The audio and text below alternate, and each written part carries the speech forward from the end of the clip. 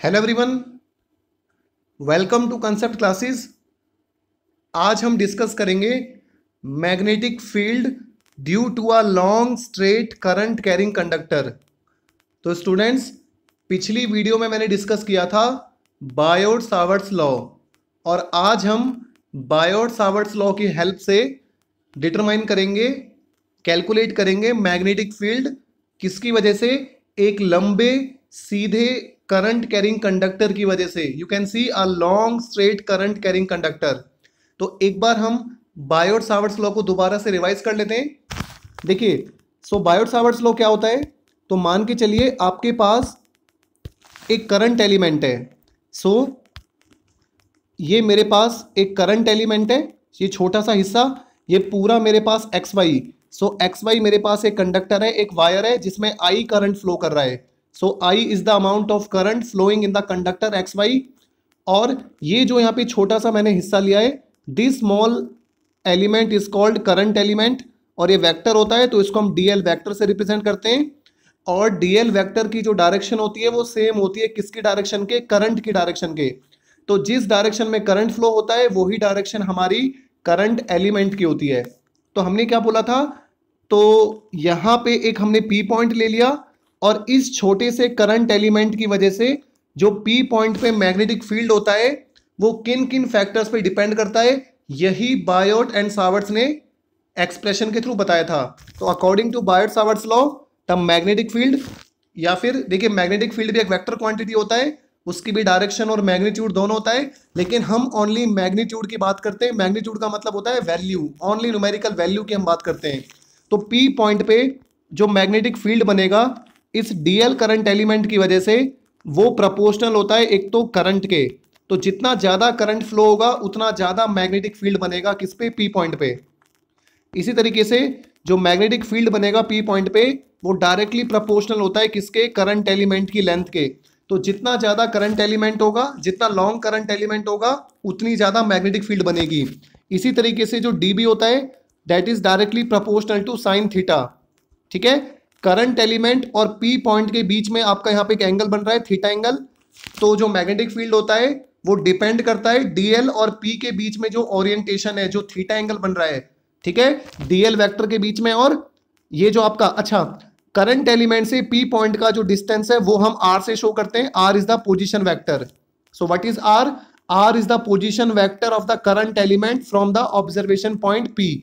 तो पी से जो करंट एलिमेंट की पोजीशन है, ठीक है, so relative to the current element R shows the position vector of point P with respect to current element. तो करंट एलिमेंट के रिस्पेक्ट में पी पॉइंट की जो पोजीशन है वो कौन शो कर रहा है, यहाँ पे आर वेक्टर शो कर रहा है।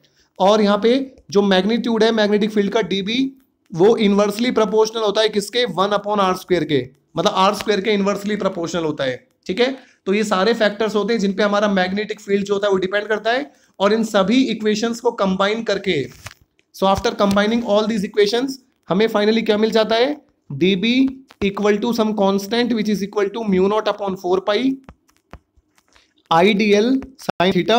तो यहां पे आपका, एक मिनट में इसको दोबारा से लिख देता हूं। जो आपका मैग्नेटिक फील्ड होता है dB, that comes out to be μ0/4π which is a constant, depends upon the medium and the unit chosen, IDL sine theta. ठीक है, यहां पे मैं मैग्नीट्यूड लिख रहा हूं, IDL साइन थीटा अपॉन में r²। ठीक है, ये हमारा बायोट सावर्ट्स लॉ होता है, और ये हमें क्या बताता है कि किसी भी करंट एलिमेंट की वजह से किसी भी पी पॉइंट पे, पी पॉइंट आप कहीं भी ले सकते हो, जो मैग्नेटिक फील्ड होता है वो किन किन फैक्टर्स पे डिपेंड करता है। तो अगर करंट चेंज होगा तो मैग्नेटिक फील्ड चेंज होगा, अगर डीएल हम चेंज करेंगे तो डीबी चेंज होगा, अगर हम थीटा चेंज करेंगे तो हमारा डीबी चेंज होगा, और अगर हम डिस्टेंस को चेंज करते हैं पी पॉइंट के उस करंट एलिमेंट से तो भी हमारा मैग्नेटिक फील्ड यहाँ पे चेंज होगा। तो चलिए बायोट सावर्ट्स लॉ को डिस्कस करने के बाद अब हम अपना टॉपिक शुरू करते हैं, magnetic field due to a long straight current carrying conductor. तो देखिए यहां पे आप देख सकते हो हमारे पास एक्स वाई, चलिए इस डायग्राम को मैं आपको थोड़ा सा जूम करके दिखा देता हूं। यहां पे एक्स वाई आप देख सकते हो, this is x and this is y. तो एक्स वाई यहां पे हमारा एक लॉन्ग स्ट्रेट कंडक्टर है, आप इसकी शेप देख सकते हो, ये स्ट्रेट है बिल्कुल। ठीक है, और इस लॉन्ग स्ट्रेट कंडक्टर की वजह से हमें इस पी पॉइंट पे, this is the observation point P, तो इस लॉन्ग स्ट्रेट कंडक्टर की वजह से इस पी पॉइंट पे हमें क्या कैलकुलेट करना है, we have to calculate magnetic field. ठीक है, तो इस करंट इस पूरे एक्स वाई कंडक्टर की वजह से इस पी पॉइंट पे कितना मैग्नेटिक फील्ड बनेगा, so we have to find B. अब देखिए डायग्राम को समझते थोड़ा सा, इसमें क्या क्या हमने ज्योमेट्रिकल फैक्टर्स ले रखे हैं यहाँ पे।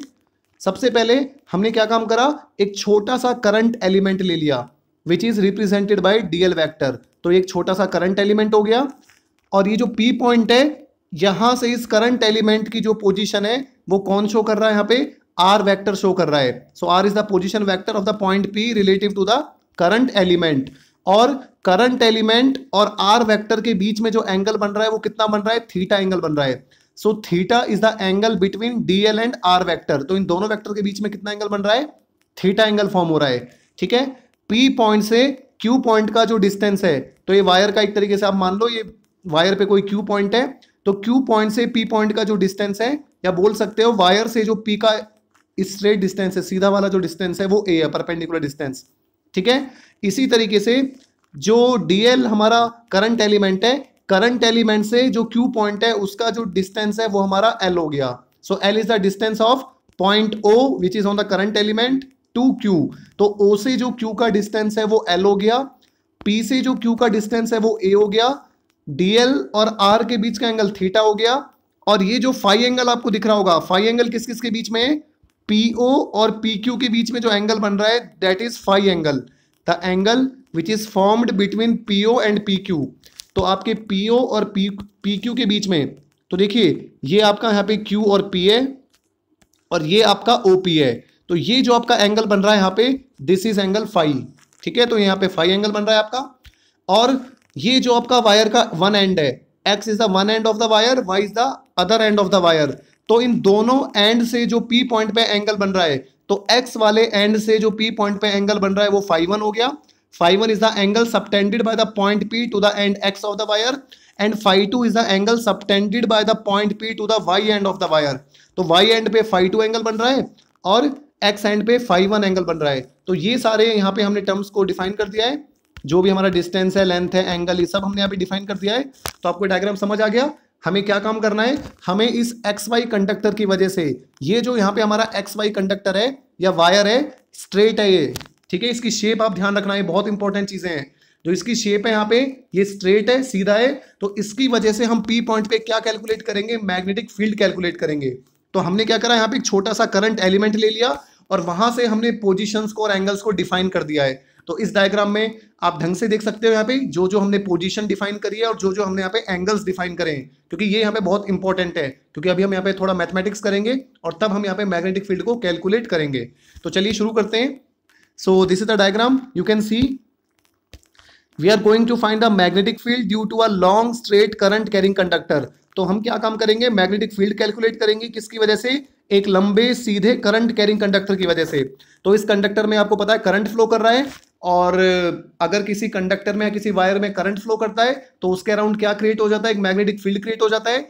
एंड उस मैग्नेटिक फील्ड को, वो जो मैग्नेटिक फील्ड बनता है किसी भी कंडक्टर के अराउंड, वो किन किन फैक्टर्स पे डिपेंड करता है, ये हमें बायोट-सावर्ट्स लॉ पहले ही बता चुका है। ठीक है, so you can see here, consider a small current element DL of the conductor at O. तो हमने क्या काम करा, यहां पे आप देख सकते हो इस यहां पे, सो ओ पॉइंट पे, ये जो आपको ओ पॉइंट दिख रहा है, इस ओ पॉइंट पे हमने एक छोटा सा करंट एलिमेंट ले लिया विच इज डीएल वेक्टर।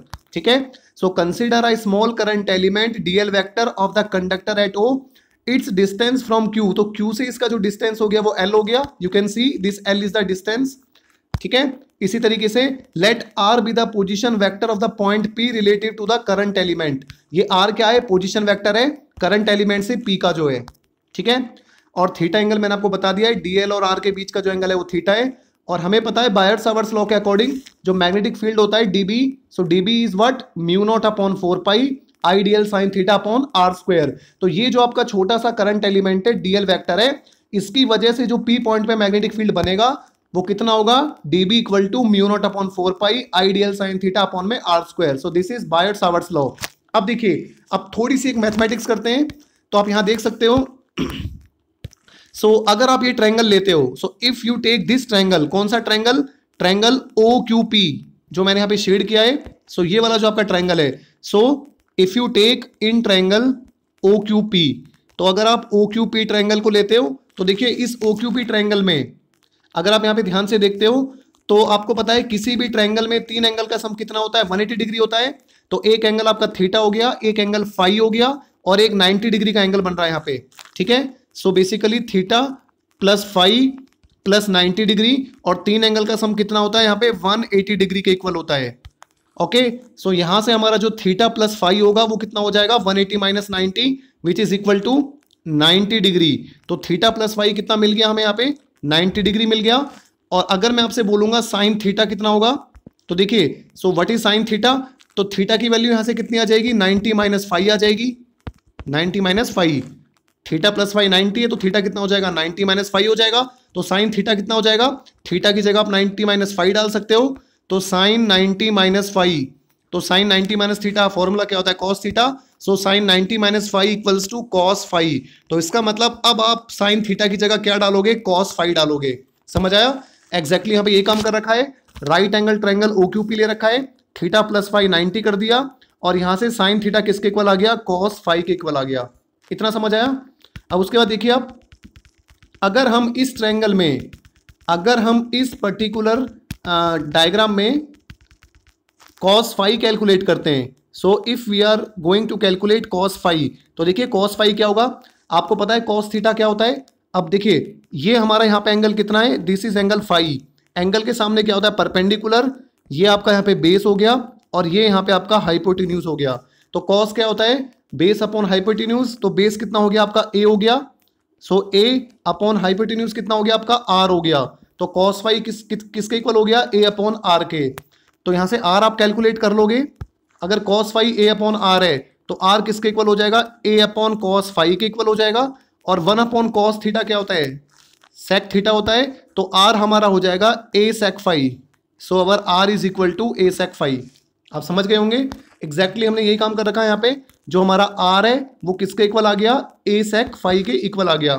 उसके बाद देखिए अगर आप यहाँ पे इसी पर्टिकुलर ट्रायंगल में ओ क्यू पी में अगर आप यहाँ पे tan फाई कैलकुलेट करते हो, so if you calculate tan phi, तो देखिए यहाँ पे आपका tan फाई कितना हो जाएगा, so again this is angle phi, angle के सामने परपेंडिकुलर, ये आपका बेस हो गया और ये आपका हाइपोटेन्यूज हो गया।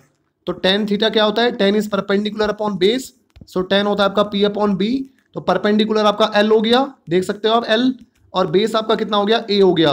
सो tan फाई क्या हो गया, l अपॉन a हो गया।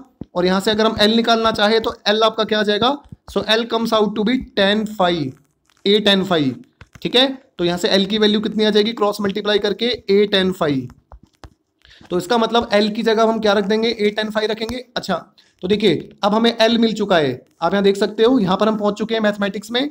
सो our L comes out to be L equal to a tan phi. अब हमें क्या काम करना है, अगर आप गौर से देखें तो बायोट-सावर्ट्स लॉ में हमें L नहीं चाहिए, हमें DL चाहिए। तो हमें L से DL चाहिए, तो हम क्या करेंगे, इस इक्वेशन को L equal to a tan phi, इस इक्वेशन को दोनों तरफ डिफरेंशिएट कर देंगे। तो L का डिफरेंशिएट जो होगा वो DL हो जाएगा, a कांस्टेंट है, कांस्टेंट का डिफरेंशिएशन नहीं होता। tan फाई का जो डिफरेंशिएशन होता है वो होता है सीकेंड स्क्वायर फाई, तो tan फाई को हम क्या कर देंगे, सेक स्क्वायर फाई लिख देंगे, और फाई का जो डिफरेंशिएशन होगा वो हो जाएगा d फाई। समझ आया, L का डिफरेंशिएशन DL हो गया, a कांस्टेंट है सेम रहेगा, tan फाई का डिफरेंशिएशन सीकेंड स्क्वायर फाई, और फिर फाई का अलग से करेंगे तो d फाई हो जाएगा। जैसे tan x का डिफरेंशिएशन सीकेंड स्क्वायर x होता है और x का डिफरेंशिएशन के यहाँ पे dx होता है, तो dl की वैल्यू हमें क्या मिल गई, dl comes out to be a secant square phi d phi. तो आप देख सकते हो dl is equal to a secant square phi d phi. तो ये सारा मैथमेटिक्स करने के बाद आपको dl पता चल गया, आपको साइन थीटा पता चल गया, आपको r पता चल गया, ये सारी वैल्यू आपको कहाँ सब्स्टिट्यूट करनी है, बायोट-सावर्ट्स लॉ वाली इक्वेशन में। ये इक्वेशन है जो आपकी दिख रहा होगा आपको, है ना।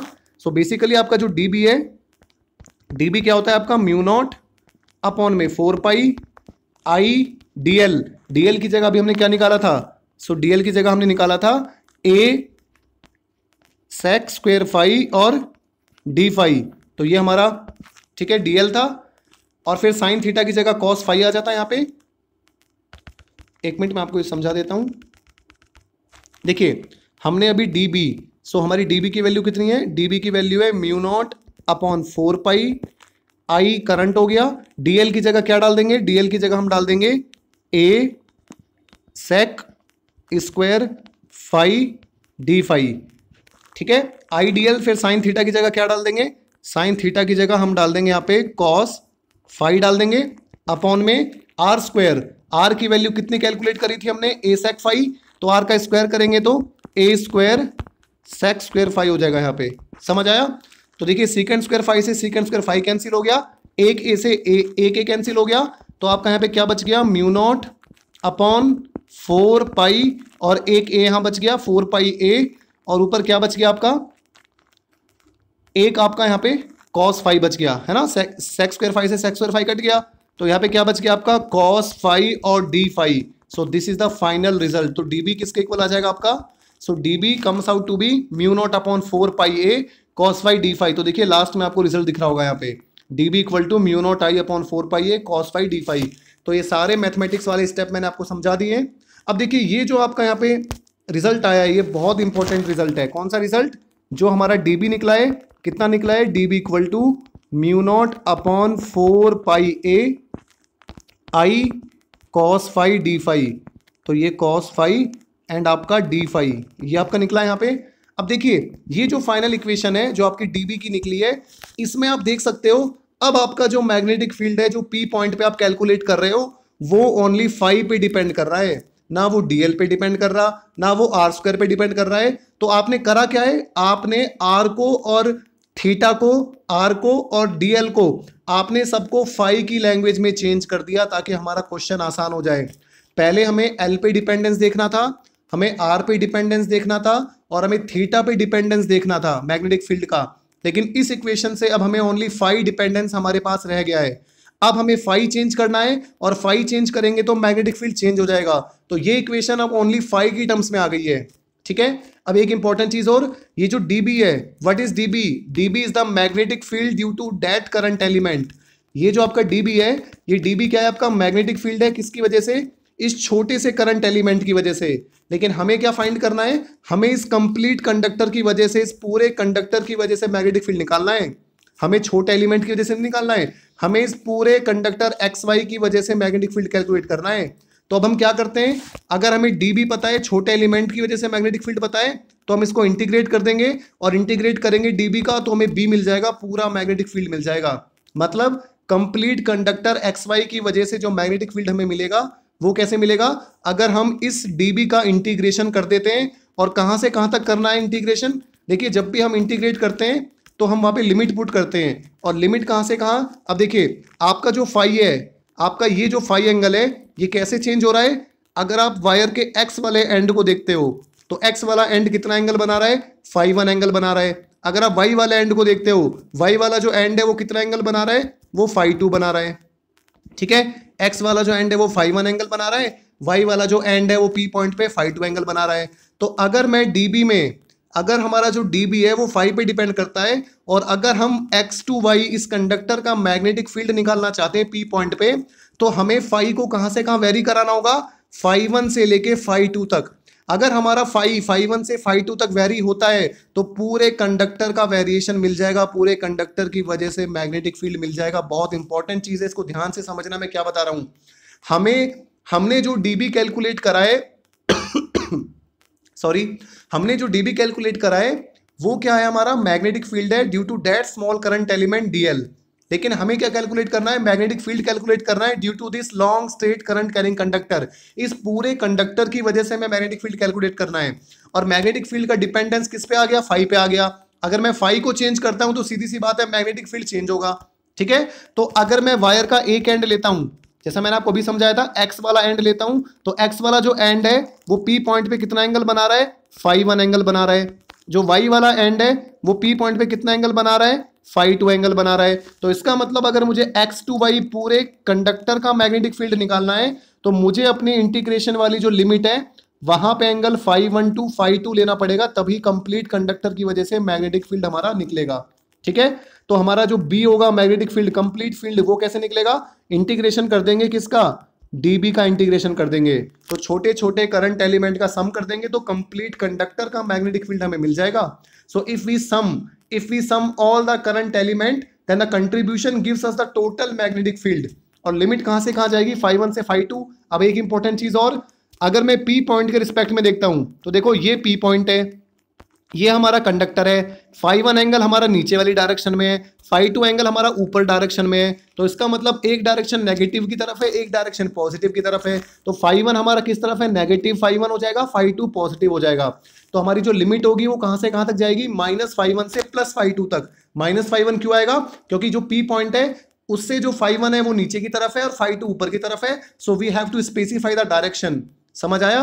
तो अब हमें क्या काम करना है, जो भी हमारा डीबी निकला है उस डीबी का हमें इंटीग्रेशन करना है और हमें लिमिट कहां से कहां तक ले जानी है, limit should goes from -φ1 to φ2। ठीक है, चलिए अब यहां पे हम इंटीग्रेशन का पोर्शन करते हैं। तो बहुत आसान है, मैं आपको समझा देता हूं। तो देखिए आपका जो मैग्नेटिक फील्ड होगा, so your magnetic field B will be integration -φ1 up to φ2। तो -φ1 से φ2 हो गया किसका, डीबी का। ठीक है, अब डीबी की वैल्यू आप यहां पे डाल दोगे। सो डीबी क्या है आपका, you can C in this equation, dB है μ0/I 4πa इंटीग्रेशन। अच्छा देखिए μ0/4π तो पहले से कांस्टेंट है, I is the current which is constant, और A जो है A is the distance of the point P from the centre of the wire, centre नहीं Q पॉइंट से। ये देखिए आप यहां पे, ये जो आपका A है, सो दिस इज A। तो देखिए P से जो Q का डिस्टेंस है, ये वाला जो डिस्टेंस है ये आपका A है और ये फिक्स है, ये चेंज नहीं होगा। तो ये भी हमारा इंटीग्रेशन से बाहर रहेगा। इंटीग्रेशन उस क्वांटिटी का होगा जो हमारी वेरिएबल होगी, जो चेंज होगी, और यहाँ पे ओनली फाई चेंज हो रहा है। ठीक है, तो हम इंटीग्रेशन करेंगे -φ1 से φ2, किसका इंटीग्रेशन कर देंगे, cos φ d φ का। ठीक है, सो इंटीग्रेशन किसका हो जाएगा, cos φ d φ का हो जाएगा। और देखिए एक फॉर्मूला है हमारे पास, cos का इंटीग्रेशन साइन होता है, तो हमारे पास cos φ का इंटीग्रेशन क्या आ जाएगा, sin φ आ जाएगा। और इंटीग्रेशन करने के बाद हम क्या करते हैं, लिमिट पुट कर देते हैं, और लिमिट हमारी कहां से कहां जाएगी, -φ1 से φ2 तक हमारी यहाँ पे लिमिट जाएगी। और फाइनल स्टेप क्या हो जाएगा, फाई की जगह अपर लिमिट डाल दो पहले। तो हम क्या काम करते हैं, फाई की जगह upper limit then minus lower limit. तो ये हमारा क्या हो जाएगा यहाँ पे, साइन φ2 माइनस साइन -φ1। ठीक है, तो अब यहाँ पे लिमिट डालोगे जब आप, तो आपका यहाँ पे क्या हो जाएगा, सो आपका यहाँ पे आ जाएगा साइन φ2 आ जाएगा। अपर लिमिट, फाई की जगह पहले अपर लिमिट डाल दो, माइनस अपर limit minus lower limit, minus क्या हो जाएगा साइन, और लोअर लिमिट में फाई की जगह क्या डाल दोगे, -φ1 आप यहाँ पे डाल दोगे। अब एक और इंपॉर्टेंट चीज, साइन ऑफ -θ, अगर साइन -θ होता है तो वो -sin θ हो जाता है। ठीक है, एक आइडेंटिटी होती है हमारे पास, साइन ऑफ -θ इज -sin θ। तो ये माइनस माइनस आप प्लस हो जाएगा, तो फाइनली आपके पास क्या आ जाएगा, sine φ2 plus sine φ1। So sine φ2 plus sine φ1। तो ये आपके पास फाइनली एक रिजल्ट आ जाएगा। ये आप आराम से देख सकते हो, समझ सकते हो। यहाँ पे इसको मैं एक बार इरेज कर देता हूँ यहाँ पे। ठीक है, मैं आपको एक बार दोबारा से बता देता हूँ। तो हमने क्या काम करा है यहाँ पे, b जो हमारा होगा इंटीग्रेशन -φ1 टू φ2 db हो जाएगा। db की वैल्यू μ0/I 4πa, और इंटीग्रेशन किस पोर्शन का होगा, cos φ d φ का इंटीग्रेशन हो जाएगा। ठीक है, और cos φ का इंटीग्रेशन क्या होता है, sin φ होता है। लिमिट कहां से कहां तक, φ2 से -φ1, upper limit minus lower limit डाल देंगे। अपर लिमिट φ2 है, lower limit -φ1, sine of -θ minus sin θ होता है, ये माइनस माइनस प्लस हो जाएगा, and you will get this final result. तो हमारा जो मैग्नेटिक फील्ड आ गया वो कितना आ गया, B = μ0/I 4πa sin φ1 plus sin φ2। ठीक है, ये हमारा एक फाइनाइट वायर की वजह से है, उसके दो एंड पे जो एंगल सबटेंड हो रहा है। ठीक है, अब देखिए हम कुछ स्पेशल केस लेके चलते हैं। स्पेशल केस मतलब अभी हमने, हमारा जो रिजल्ट निकला था वो जनरल रिजल्ट था, लेकिन हम वहां पे कंडीशंस को चेंज कर करके स्पेशल केसेस देख सकते हैं। तो पहला देखो, if the conductor XY is infinitely long. ठीक है, तो अगर हमारा जो कंडक्टर है XY है वो इनफाइनाइटली लॉन्ग है। अभी हमने जो कंडक्टर लिया था वो फाइनाइट था। ठीक है, वो एक लंबा कंडक्टर था लेकिन फाइनाइट था। लेकिन अब हम मान के चलते हैं हमारा जो कंडक्टर XY है वो इनफाइनाइटली लॉन्ग है, वो बहुत लंबा है, और जो P पॉइंट है वो बिल्कुल कंडक्टर के मिडल के पास है। मतलब अगर आपका कंडक्टर है वो बहुत ज़्यादा लॉन्ग है, इनफाइनाइट है, इनफाइनाइट मतलब जिसकी बहुत ज़्यादा लंबाई होती है, और जो पी पॉइंट है वो लगभग उसके मिडल में है। तो देखिए अगर इसकी लेंथ इतनी होती तो एंगल इतना होता, अगर लेंथ बढ़ा दोगे तो एंगल बढ़ेगा और बढ़ेगा और बढ़ेगा। तो फाइनली एक ऐसी स्टेज आएगी जहाँ पे जो एंगल है आपका वो 90 डिग्री हो जाएगा। इस चीज़ को आप थोड़ा सा विजुलाइज करो, थोड़ा सोचो कि अगर मेरे कंडक्टर की लेंथ बहुत ज़्यादा हो जाती है, if the conductor is infinitely long, तो वहाँ पे और जो पी पॉइंट है वो हमारा मिडल में लगभग, अगर हमारा पी पॉइंट कहाँ पे मिडल में है, तो देखिए इसको आप ऐसे समझिए, अगर वायर की लेंथ इतनी है और पी पॉइंट यहाँ पे है, तो देखिए मान के चलिए आपकी पहले कंडक्टर की लेंथ इतनी थी और ये पी पॉइंट लगभग मिडल में है, तो फाई वन एंगल, ये फाई टू एंगल इतना है। अगर कंडक्टर की लेंथ आप थोड़ी सी बढ़ा देते हो तो फाई टू एंगल और बढ़ जाएगा, और लेंथ बढ़ा देते हो फाई टू एंगल और बढ़ जाएगा। तो ऐसे करते करते देखिए एक ऐसी स्टेज आएगी जब फाई टू लगभग आपका 90 डिग्री हो जाएगा। इसी तरीके से अगर आप फाई वन, अगर आप एक्स एंड को बढ़ाते जाते हो, कंडक्टर की लंबाई बढ़ाते जाते हो, तो पहले एंगल इतना, फिर इतना, फिर इतना, ऐसे करते करते फाइनली जो एंगल होगा वो 90 डिग्री हो जाएगा। तो इसका मतलब phi one and phi two goes to 90 degree if the length of the conductor becomes infinitely large.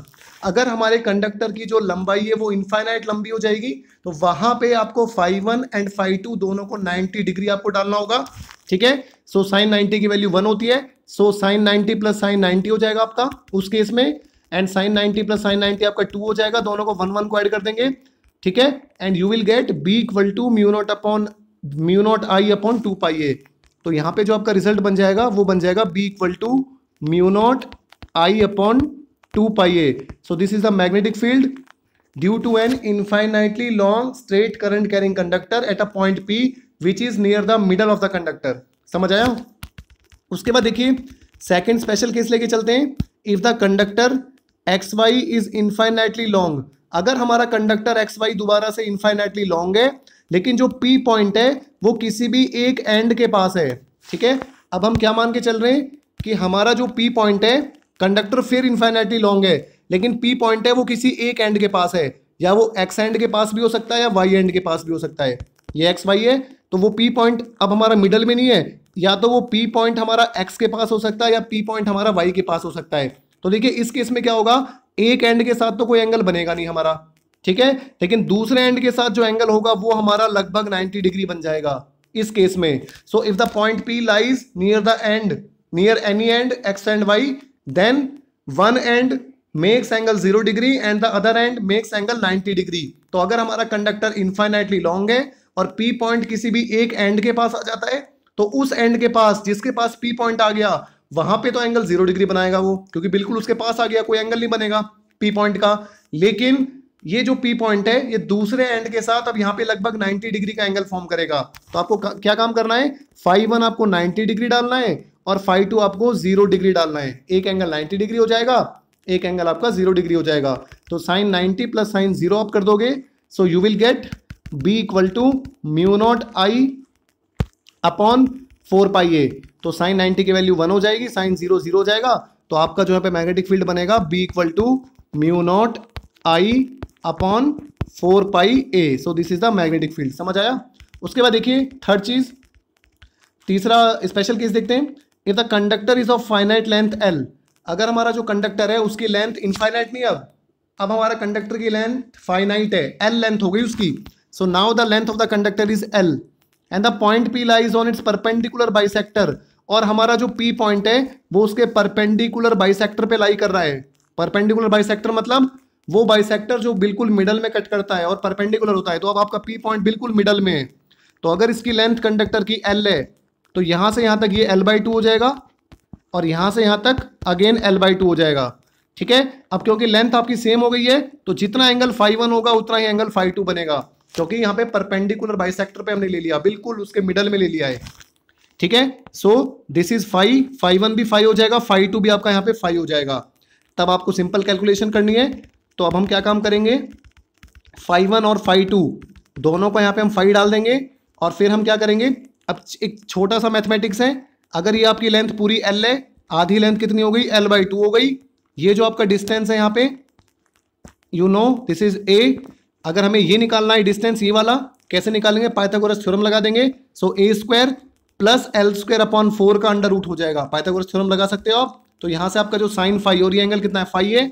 अब साइन फाई क्या होता है, साइन होता है परपेंडिकुलर अपॉन हाइपोटेन्यूज। परपेंडिकुलर क्या है आपका, l/2 है, तो परपेंडिकुलर हो गया आपका l/2 अपॉन हाइपोटेन्यूज क्या होगी, ये वाली जो लेंथ होगी, जो आप यहाँ पे पाइथागोरस थ्योरम से कैलकुलेट करोगे। फिर आप वहां पे b की वैल्यू आराम से डाल दोगे। Sine phi 1 plus sine phi 2 क्या हो जाएगा, sine phi plus sine phi हो जाएगा, 2 साइन फाई हो जाएगा, और साइन फाई आप यहाँ से कैलकुलेट कर लोगे और आप इजिली यहाँ पे फाइंड कर सकते हो। तो ये कुछ यहाँ पे स्पेशल केसेस थे। तो हमने यहाँ पे मैग्नेटिक फील्ड कैलकुलेट कर लिया है किसी भी पी पॉइंट पे। और एक चीज और, मैग्नेटिक फील्ड एक वेक्टर क्वांटिटी होती है। हर करंट एलिमेंट की वजह से, जितने भी करंट एलिमेंट को आप लोगे, सबकी वजह से पी पॉइंट पे जो मैग्नेटिक फील्ड की डायरेक्शन होगी वो सेम होगी, into the plane of paper होगी। मैंने आपको पिछली वीडियो में बताया था ना, पी पॉइंट पे जब हम मैग्नेटिक फील्ड निकाल रहे थे, उसकी डायरेक्शन हमने कैसे निकाला था, राइट हैंड स्क्रू रूल से निकाला था। And the direction of dB is perpendicular to the plane containing point P and it is into the plane of paper, paper के अंदर की तरफ होगी। तो उसको हम क्रॉस से रिप्रेजेंट करते हैं। जब हमारा direction into the plane of paper होती है तो क्रॉस से रिप्रेजेंट करते हैं। जब हमारी direction out of the plane of paper होती है तो उस पॉइंट पे हम डॉट रिप्रेजेंट कर देते हैं, डॉट लगा देते हैं। समझ आ रहा है? अगर direction into the plane of paper होगी तो उस पॉइंट पे आप क्रॉस रिप्रेजेंट करोगे, क्रॉस से शो करोगे। अगर आपकी किसी पी पॉइंट पे direction out of the plane of paper होगी तो वहां पे आप पी पॉइंट पे डायरेक्शन को कैसे रिप्रेजेंट करोगे, वहां पे आप एक डॉट लगा दोगे। ठीक है, ये हमारी रिप्रेजेंटेशन होती है। अब देखिए, अभी हमने जो रिजल्ट निकाला था बी वाला, स्पेशल केस में जो पहला रिजल्ट था वो निकला था b equal to mu naught I upon 2 pi A, ये रिजल्ट निकला था। तो यहां से हमें क्या मिल गया, b is inversely proportional to 1 upon ए।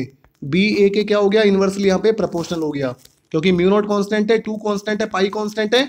तो अगर आपका यहाँ पे a चेंज होता है, अगर आपका a बढ़ता है तो b कम हो जाएगा।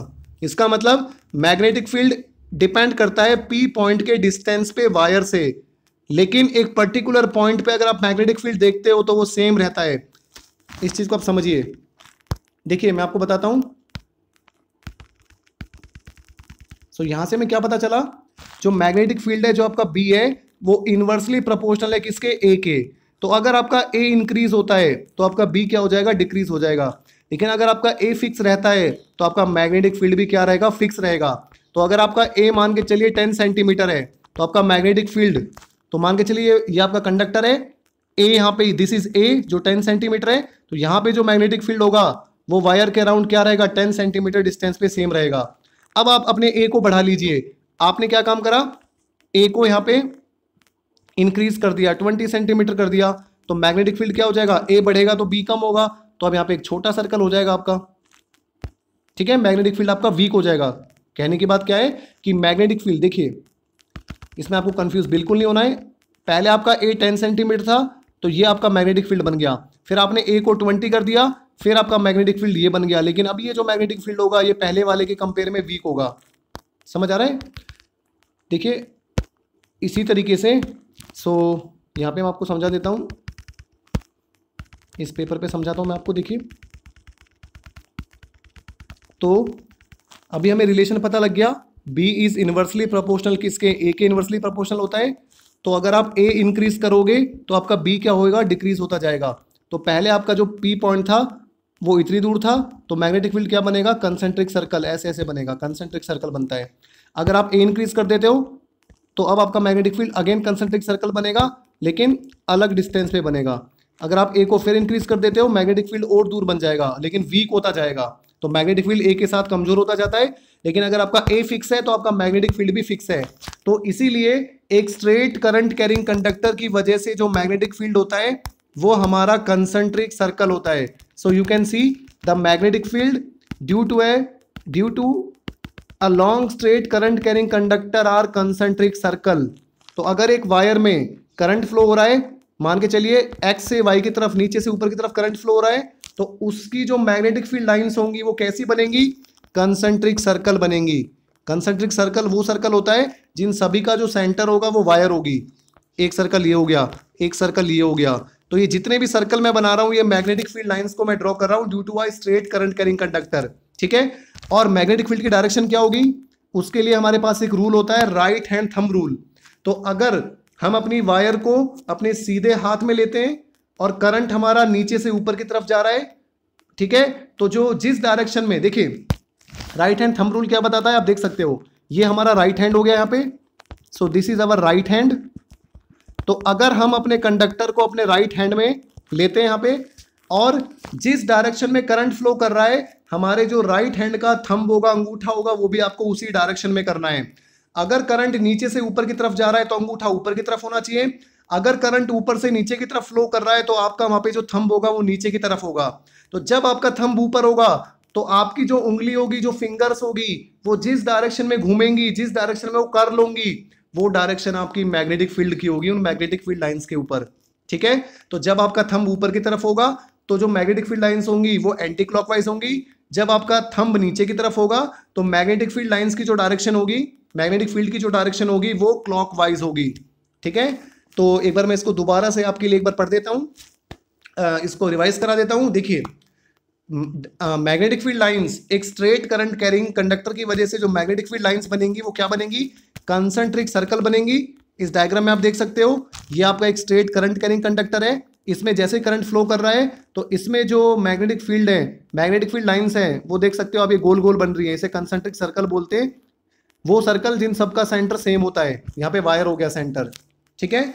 और ये जो हम लाइंस ड्रॉ कर रहे हैं, ये क्या है, हमारी मैग्नेटिक फील्ड लाइंस होती हैं जो मैग्नेटिक फील्ड को दर्शाती हैं। ठीक है, विजुलाइज कराती है हमें, इमेजिनरी लाइंस होती हैं। अब इन मैग्नेटिक फील्ड लाइंस पे जो मैग्नेटिक फील्ड की डायरेक्शन होगी वो कैसे पता लगेगा हमें, राइट हैंड थंब रूल से। तो हम क्या करेंगे, इस वायर को अपने राइट हैंड में लेंगे और वायर में जिस डायरेक्शन में करंट फ्लो कर रहा है उस डायरेक्शन में हम अपने अंगूठे को रखेंगे, थंब को रखेंगे। तो जो हमारी फिंगर्स होगी, जिस डायरेक्शन में वो कर लूंगी, जिस डायरेक्शन में हमारी फिंगर्स घूमेंगी, वो डायरेक्शन हमारी मैग्नेटिक फील्ड की होगी, उस मैग्नेटिक फील्ड लाइन के ऊपर। अगर हमारी फिंगर एंटी क्लॉकवाइज होती है तो मैग्नेटिक फील्ड की डायरेक्शन एंटी क्लॉकवाइज होगी। अगर हमारी फिंगर क्लॉकवाइज घूमती है तो मैग्नेटिक फील्ड की डायरेक्शन क्लॉकवाइज होगी। तो करंट जिस डायरेक्शन में फ्लो कर रहा है, आपको अपने थंब को उसी डायरेक्शन में रखना है। अगर करंट नीचे से ऊपर जा रहा है तो अंगूठे को ऊपर की तरफ रखना है। अगर करंट ऊपर से नीचे जा रहा है तो अंगूठे को नीचे की तरफ आपको रखना है। बाकी इन स्लाइड्स को आप पढ़ सकते हो, यहाँ पे क्लियरली लिखा हुआ है, आपको सब समझ आ जाएगा। So today we have completed magnetic field due to a long straight current carrying conductor. हमने मैग्नेटिक फील्ड की एक्सप्रेशन निकाली है, हमने ये देखा है कि मैग्नेटिक फील्ड लाइंस कैसी बनेंगी और मैग्नेटिक फील्ड की डायरेक्शन क्या होगी, किस तरीके की मैग्नेटिक फील्ड लाइंस यहाँ पे बनेंगी। अगर आपको कोई डाउट होता है इस वीडियो से रिलेटेड, आप कमेंट सेक्शन में पूछ सकते हो या व्हाट्सएप पे आप मुझसे अपने डाउट को पूछ सकते हो। 100% मैं आपका डाउट क्लियर कर दूंगा। Thanks for watching the video.